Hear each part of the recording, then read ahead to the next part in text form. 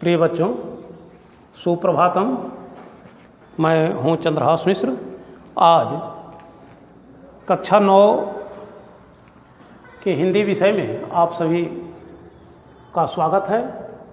और आज प्रकरणवश मैं सूर्यकांत त्रिपाठी निराला के जीवन परिचय एवं उनके साहित्यिक परिचय के विषय में चर्चा करेंगे। तो आइए पहले हम शुरू करते हैं सूर्यकांत त्रिपाठी निराला, जिनका बचपन का नाम था सूर्यकांत और सूर्य कुमार। सूर्य कुमार बाद में सूर्यकांत में बदल गए और स्वभाव से अक्कड़ एकदम और व्यवहार में कुछ निरालापन लिए हुए रहते थे, इसलिए आगे चल करके इनका नाम हो गया निराला। अब संक्षिप्त परिचय के विषय में आप जानें, इनका जन्म सन 1897 ईस्वी में बंगाल के महिसादल और महिसादल के मेदिनीपुर नामक गांव में हुआ था। इनके पिताजी का नाम श्री राम सहाय त्रिपाठी एवं इनकी पत्नी श्रीमती मनोहरा देवी थी, जिनसे एक पुत्र और एक पुत्री हुई। पुत्री सरोज। और इस प्रकार से संक्षिप्त जीवन परिचय के रूप में अंत में जो निराला जी का स्वर्गवास है सन 1962 ईस्वी में हो गया। अब इनके कुछ अन्य जीवन परिचय से संबंधित बातों को आप जानिए कि सूर्यकांत त्रिपाठी निराला बचपन से ही माता पिता के स्नेह से वंचित और बहुत ही कम समय में इनका कम उम्र में विवाह हो गया। जो विवाह श्रीमती मनोहरा देवी के साथ हुआ था, मनोहरा देवी निश्चित रूप से एक अच्छी गायिका थी और हिंदी प्रेमी थी, इसमें कोई संदेह नहीं। और मनोहरा देवी के संसर्ग में आकर के मनोहरा देवी का साथ मिलने पर ही सूर्यकांत त्रिपाठी निराला में यह गाने की जो प्रवृत्ति आई तथा हिंदी काव्य से जुड़ने की जो प्रवृत्ति आई, उसमें निश्चित रूप से मनोहरा देवी का योगदान रहा, इसमें कोई संदेह नहीं है। निराला जी को गाने का जो ढंग है वह मनोहरा देवी से ही प्राप्त हुआ, प्रेरणा उन्हीं ने ही दिया। और ऐसा कहा जाता है कि स्वभाव से ही या पहले प्रारंभ में कुश्ती और घुड़सवारी करने के बड़े ही शौकीन थे। फिर परिस्थितियां कभी भी इनकी अनुकूल नहीं रही और उस प्रतिकूल परिस्थितियों में भी इन्होंने जो प्रमुख रचनाएं की वह अपने आप में अद्वितीय है। कुछ दिन के बाद जब पत्नी का देहावसान हो गया मनोहरा देवी का, तो पत्नी की पीड़ा इनको सताती रही और उसी बीच में इनका जो परिचय हुआ वह द्विवेदी जी से, अर्थात महावीर प्रसाद द्विवेदी जी से परिचय हुआ और उनके ही माध्यम से इन्होंने 2 पत्रिकाओं के संपादन में, अर्थात इन्होंने जो पत्रिकाएं समन्वय नामक पत्रिका से इनको द्विवेदी जी ने जोड़ा, अर्थात महावीर प्रसाद द्विवेदी जी ने समन्वय नामक पत्रिका का संपादन करने का कार्य इन्हें सौंपा। कुछ दिन तक इन्होंने मतवाला नामक पत्रिका का भी संपादन किया।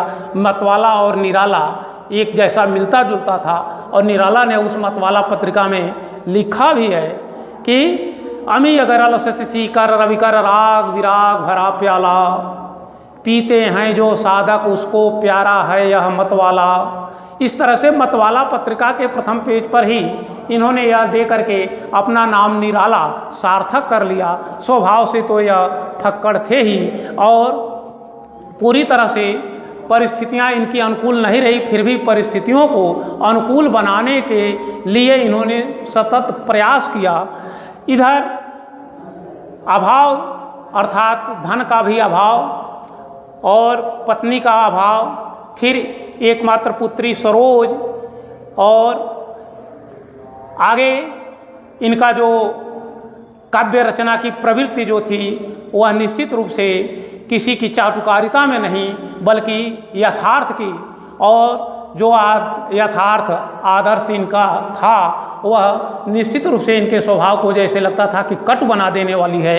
और ऐसे में यह महाप्राण निराला महाप्राण के रूप में आते हैं, अर्थात इनको महाप्राण कह करके संबोधित किया गया, क्योंकि इन्होंने जो रचनाएं की वह निश्चित रूप से प्रगतिवाद की तरफ, अर्थात ऐसे तो यह छायावाद के प्रमुख स्तंभ में इनकी गणना होती है।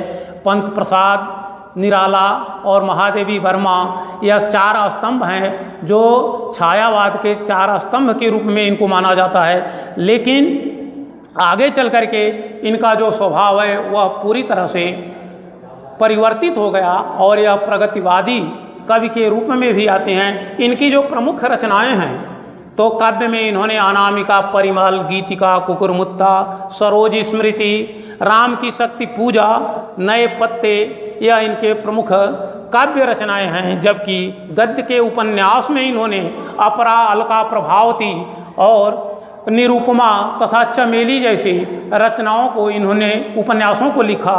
आगे इन्होंने कहानियाँ भी लिखी, जिन कहानियों में यह चतुरी चमार, लीली और सुकुल की बीबी, ऐसे प्रमुख कहानियाँ इनकी जो काफ़ी प्रसिद्ध हुई। तो अब आइए आप इनके कुछ साहित्यिक परिचय के विषय में कि इनकी भाषा क्या है और इनकी प्रमुख रचनाएं क्या हैं।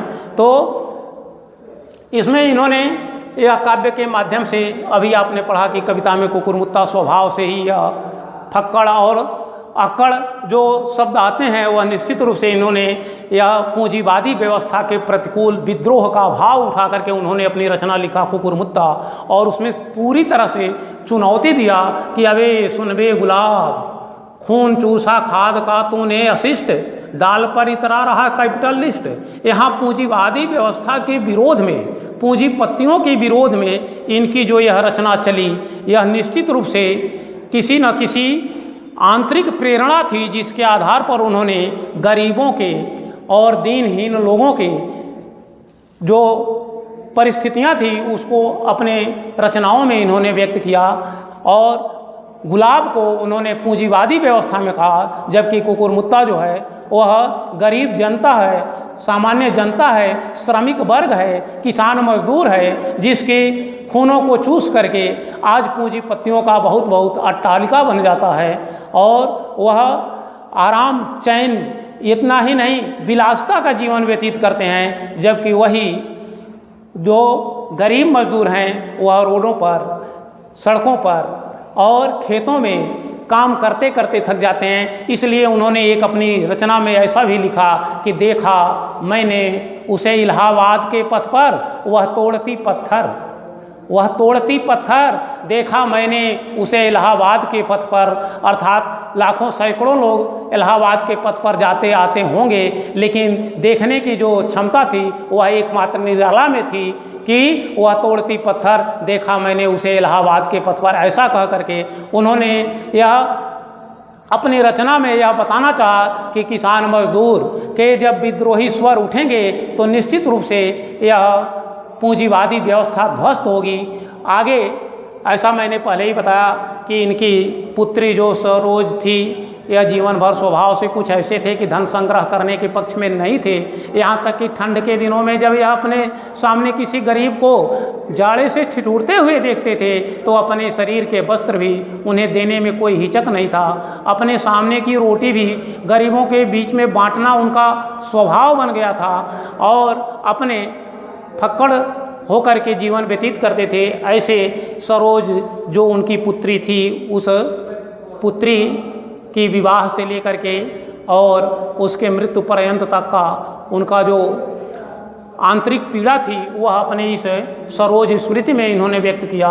और फिर उन्होंने राम की शक्ति पूजा लिखी, जो अन्याय के विरोध में, राम अन्याय के विरोध में रावण से लड़ाई करते हैं। यहाँ जीवन में निराला भी अन्याय के विरोध में अपने जीवन की लड़ाई इस राम की शक्ति पूजा के रूप में लिखे हैं। उधर निश्चित रूप से निराला जो हैं वह अपने आप में निराला ही नहीं बल्कि संवेदनशील व्यक्ति हैं और दूसरे की संवेदना को भली भांति समझते हैं। अपनी पुत्री के वियोग में, उसके मृत्यु पर इन्होंने जो कुछ भी लिखा वह एक सामान्य पिता का नहीं बल्कि एक ऐसे हृदय की पुकार है जो गरीब जनता और कृषक मजदूर जो एक एक पैसे के लिए दुर्लभ हैं उनके विषय में उन्होंने वो उसको स्वयं इन्होंने भोगा है और उसी को अपने काव्य का विषय बनाया है। उन्होंने लिखा है कि जाना तो अर्था गमोपाय पर रहा सदा संकुचित काय, लखकर अनर्थ आर्थिक पथ पर मैं सदा हारता रहा समर। और आगे लिखते हैं कि कन्नेगत कर्मों का अर्पण कर करता मैं तेरा तर्पण, अर्थात मेरे पास कुछ रह नहीं गया है, अब मैंने जो कभी कर्म किया है, जो कुछ भी मुझसे हुआ है उसी से मैं तेरा तर्पण करता हूँ। अर्थात उन्होंने अपने आप को ही महसूस किया कि मैं धन कमाने की सारी विधियों को जानते हुए भी मैं सदैव अन्याय के पथ पर चलने से हिचकता रहा और अन्याय के पथ पर एक कदम नहीं चल पाया, इसलिए मेरे पास धन नहीं रहा। और इस तरह से कन्नेमय पिता निरर्थक था, तेरे हित कुछ भी कर न सका। यह अफसोस है, उनकी यह पीड़ा है कि अपनी पुत्री के लिए उन्होंने कुछ नहीं किया। आगे वह जब उनकी रचना शुरू होती है राम की शक्ति पूजा, जो निश्चित रूप से अन्याय के विरोध में वह लिखते हैं। राम उधर रावण जैसे दुष्ट का दमन करने के लिए, अन्यायी का दमन करने के लिए युद्ध में प्रस्तुत होते हैं कि अन्यायी रावण का दमन होगा। यहाँ राम जो है न्याय का पक्ष लेते हैं, निराला भी उस न्याय के पक्ष में हैं और उस का वर्णन करते हुए निराला राम के रूप में ऐसा कहते हैं, राम बैठे हुए हैं और उधर रावण जो है अट्टहास करता है। राम चिंतित हैं, रात का समय है, सागर के किनारे बैठे हुए वह कल के युद्ध के विषय में सोच रहे हैं और उसका वर्णन निराला ने कितने अच्छे ढंग से किया है कि है अमा निशा उगलता गगन घना अंधकार, खो रहा दिशा का ज्ञान, स्तब्ध है पवन चार, अप्रतिहत गरज रहा पीछे अम्बुद विशाल, भूधर ध्यान मग्न केवल जलती मसाल। ऐसे राम जो हैं वह पूरी तरह से चारों तरफ से अंधकार में, अर्थात न्याय जो है वह चारों तरफ से अन्याय के द्वारा घिर जाता है, फिर भी न्याय तो न्याय होता है। इस पक्ष में निराला भी कहते हैं कि चारों तरफ से चुनौतियां मुझे स्वीकार जीवन भर करनी पड़ी, फिर भी मैं न्याय के पथ से एक कदम भी इधर उधर नहीं हटा। इस बात को मुझे अपने आप पर गर्व है। राम के माध्यम से वह दिखाते हैं और आगे वह लिखते हैं कि जब राम चारों तरफ से हार जाते हैं, थक जाते हैं, तो वह देवी की पूजा भी करते हैं और एकाएक साक्षात देवी अर्थात सीता की याद भी करते हैं। तो वहाँ निराला लिखते हैं कि ऐसे क्षण अंधकार में जैसे विद्युत जागी पृथ्वी तनया कुमारी का छवि अच्युत, आया याद सहसा विदेह का प्रथम स्नेह का, लतांतराल मिलन नयनों का नयनों से गोपन प्रिय संभाषण, पलकों का नौ पलकों पर प्रथम उत्थान पतन। इस प्रकार से ऐसा देखा जाए तो राम जो हैं वह अन्याय के विरोध में न्याय के पक्षधर बनकर के जो कष्ट सहन करते हैं, उतना ही कष्ट जीवन में निराला को भी सहन करना पड़ा है। इसमें कोई संदेह नहीं कि अपने जीवन की कथा या स्वयं इन्होंने अपनी रचनाओं में व्यक्त किया है, इसमें कोई संदेह नहीं।